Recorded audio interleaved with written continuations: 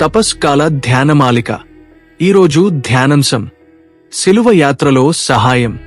క్రూరమైన యోధ సైనికులు యేసు నాథుని శరీరం మొత్తం రంధ్రం పడే విధంగా కొరడాతో కొట్టి యేసు శక్తి మొత్తం నశింపజేసేలా చేశారు.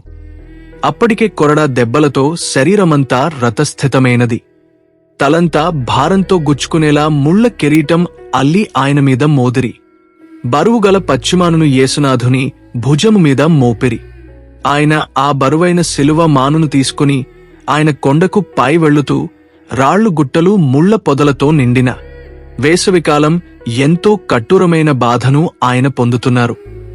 ఓ క్రైస్తవుడా, యేసు నాథుడు పొందిన ఇంతటి ఘోరమైన అవమానకరమైన యేసు శిలువ యాత్రను ఒకసారి ధ్యానం మన పాపములను ఆయనను అంతా కష్టానికి గురించి చేస్తాయి. మన జ్ఞానస్నానం పొందినప్పుడు మన ఆత్మ ఎంతో పరిశుద్ధంగా నిర్మలంగా ఉంటుంది. మనం పెరిగే కొద్దీ మనలోని పాపాలు పెరుగుతూ ఆశలు భారాన్ని పెంచుకున్నాయి. ఆ పాపాలన్నీ ఆయన కోరడతో కొట్టే విధంగా చేశాయి. మన పాపము శిలువ మాను కన్నా పెరిగిపోతున్నాయి. ఈ లోకంలో జరిగే పాపాలన్నిటికీ ఆయన పాప ప్రక్షాళన చేయాలని అని ఒక కుమారుడిగా ఈ లోకానికి వచ్చి ఉన్నారు. ఆయన పొందిన శ్రమలు, బాధలు మనం ధ్యానించాలి. మనం చేయు పాపములే ఆయన అనేకసార్లు నేలకు ఓరిగే ఇలా చేశాయి. ఈ విధంగా యేసు ప్రభువు అనేక చాలు నేల తాకడం ధ్యానించడం. ఓ ప్రియ క్రైస్తవుడా, నీ పాపముల భారమే ఆయన నేలకు ఒరిగేలా చేశాయి.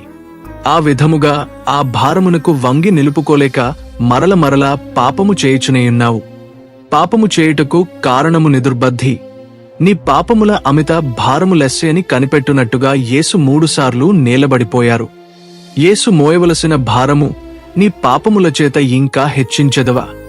ఈ తపస్కాలము నీకు తగిన సమయము ఇప్పుడే గట్టి ప్రతిన చేసి తపస్సు, ఉపవాసములు అనుసరింపుము.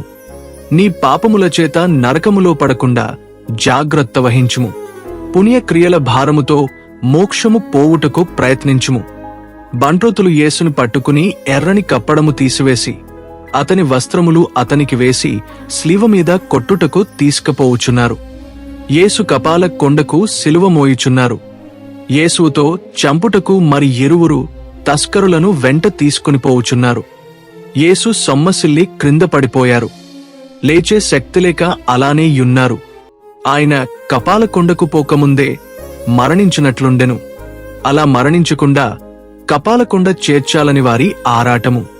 ఆయనను ఆయన లేపి సిలువ మోయాటానికి కొరడాలతో మోదుచున్నారు. ఇంతలో కురేనియా సిమోను ఆబాట వెంట పోతూ ఆ దృశ్యము చూచి మూర్ఖుల్లారా, దున్నపోతుల్లాగున్నారు, ఎందుకురా పశువుని బాదినట్టు బాదుతున్నారు? ఆయన ముఖం చూడండి, ఏ పాపం ఎరుగని వ్యక్తి, దైవస్వరూపి, ఇంతటి మహానుభావుణ్ణి కొట్టుటకు చేతులెలా వస్తున్నాయిరా?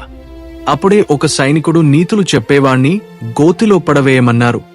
వాణ్ణిలా లాక్కొనిరారా, మనల్నే అవమానపరుస్తున్నాడు, ఇతడెలాగూ మార్గమధ్యలోనే చనిపోయేటట్టున్నాడు. ఆ సిలువను వీడిచేత మోయించి వాడి నోరుము ఇద్దామని బలవంతముగా ఆ కురేనియా సిమోను చేత సిలువను మోయించారు. సిమోను యేసుని చూచి సిగ్గుతో సిలువను మోయుటకు తిరస్కరించెను. సిలువ మరణం అనేది చాలా నీచంగా ఉండే వ్యక్తులకి, దొంగలకు, హత్యలు చేసేవారికి మాత్రమే సిలువ దండన విధిస్తారు. అందుకే సిమియాను అలా ఆ విధంగా అనుకున్నాడు. వారు యేసు మరణము మామూలుగా కోరలు, అతడు సిలువ మీద వ్రేలాడుట వాళ్లు కళ్లరాచుచునగాని వారికి తృప్తి ఉండదు. సిలువను మోయుటకు ఆ విధముగా రక్షకునికి తోడ్పడుటకు ఎవరైనా ఇష్టపడతారా? ఇట్టి నీచమైన పని చేయుటకు ఎవరు సమ్మతింపరు కాన అటుపోయే సిమోనుని బలవంతముగా ఆ సిలువను మోయించిరి. మనము కూడా అనేక బాధల్లో మునిగిపోయిన ఉన్నప్పుడు దేవుడి సహాయమందింపచేస్తారు. ఆ చల్లని తోడును గ్రహించాలి. క్రీస్తువుడా, ఈ సమయములో యేసు ఎన్నో నిందావమానములు అనుభవించారు. ఎంతో మంది దైవద్రోహ పాపములు కట్టుకొనుచున్నారు. ఎంతో మంది చావైన పాపస్థితిలో దివ్య సత్ప్రసాదము పొందుచున్నారు. ఇది దేవద్రోహము కదా. ఇట్టి దైవద్రోహము చేయుట భావ్యమా? యేసు అవమానములు భరించుటకు నీవు ఆయనకు తోడ్పడవా? సిమోను సిలువ భారము నీవే తగ్గించుము. నీ స్వంత పాపముల చేతగాదుగాని ఇతరులు కట్టుకునే దైవద్రోహములచే తన నిరక్షకునికి దివ్య సత్ప్రసాదములో కలుగు అవమానములకు పరిహారము చేయుము. దానికిగాను మంచి క్రీస్తువులు ప్రతి నెల మొదటి శుక్రవారము అతి భక్తితో దివ్య సత్ప్రసాదములో కొనుదురు అందుకు కదా. ఆ భక్తి సాధకము స్థాపించబడియున్నది. నీవు మొదటి శుక్రవారముగాక పలుదినములు అధిక భక్తితో విశ్వాసముతో దివ్య సత్ప్రసాదము లొకునుము. అట్టి భక్తి చేత ఏర్పడే అవమాన భారములు తగ్గించి ఆయనకు ఆరట కలిగింపగలవు. సిమోను నుండి మనకు ఇక్కడ ఒక మంచి కార్యము తెలుసుకుందాము. బహు అవమానముతో హీనమైన శిలువ మోసుకుని పోవుచున్న యేసుని సిమోను చుచి, సిమోనుడు సిగ్గుచేత స్లీవను మోయుటకు తిరస్కరించెను. యూదులు బలవంతముగా ఆ శిలువ మోయించిరి. యేసుమీద మోపిన శిలువ భారము తగ్గింప సిమోనుడు సహాయపడినంతనే దైవానుగ్రహము పొందెను. క్రీస్తుడా పునీత చిన్నప్పగారు ఒకరి భారము ఇంకొకరు భరించి అలాగు క్రీస్తు కట్టడలు నెరవేర్చవలయునని వ్రాసెను. క్రీస్తుడా పునీత చిన్నప్పగారు ఒకరి భారము ఇంకొకరు భరించి అలాగు క్రీస్తు కట్టడలు నెరవేర్చవలయునని వ్రాసెను. కష్టములోయున్న వారికి సహాయపడుట మన కర్తవ్యము. అదే సోదర ప్రేమ నీవెలే నీ సోదరులను ప్రేమించుమనున్నది దైవాజ్ఞ. యేసు భారము సీమోనుడు తగ్గించినట్లు నీవు కూడా చేయుము. కనికరము గలవారలు భాగ్యవంతులు, వారు కనికరము పొందుదురు. సిమోను యేసు అనుగ్రహము పొందెను. నీవు కూడా ఇతరుల ఎడ కనికరము చూపితే దైవానుగ్రహము పొందెదవు. మా రక్షకుడైన యేసువా, మీ శిలువను మోయుటకు సిరేనియా సిమోనుని బలవంతము చేసి ఆయన భుజస్కందాలపై శిలువ భారాన్ని మోపారు. ప్రతినిత్యము మీరు ఆజ్ఞాపించిన సందేశము మా చెవులలో మోగుతుంది. నీవలే నీ పొరుగువారిని ప్రేమించమని బోధించారు.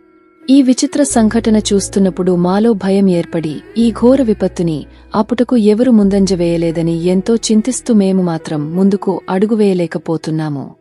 మా పొరుగువారికి సహాయం చేస్తే మీకు చేసినట్లే అని బోధించారు.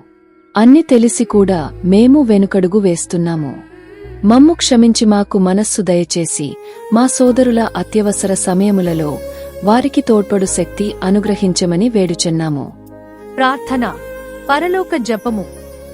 పరలోకమందుండెడు మా యొక్క తండ్రి, మీ నామము పూజింపబడునుగాక, మీ రాజ్యము వచ్చునుగాక, మీ చిత్తము పరలోకమందు నెరవేరునట్లు భూలోకమందును నెరవేరునుగాక. నానాటికి కావలసిన మా ఆహారం మాకు నేటికి అనుగ్రహించండి. మా యొద్ద అప్పుబడిన వారిని మేము మన్నించినట్లు మా అప్పులను మీరు మన్నించండి. మమ్ము శోధనయందు ప్రవేశిపంనివ్వక కీడులో నుండి మమ్ము రక్షించండి. ఆమెన్.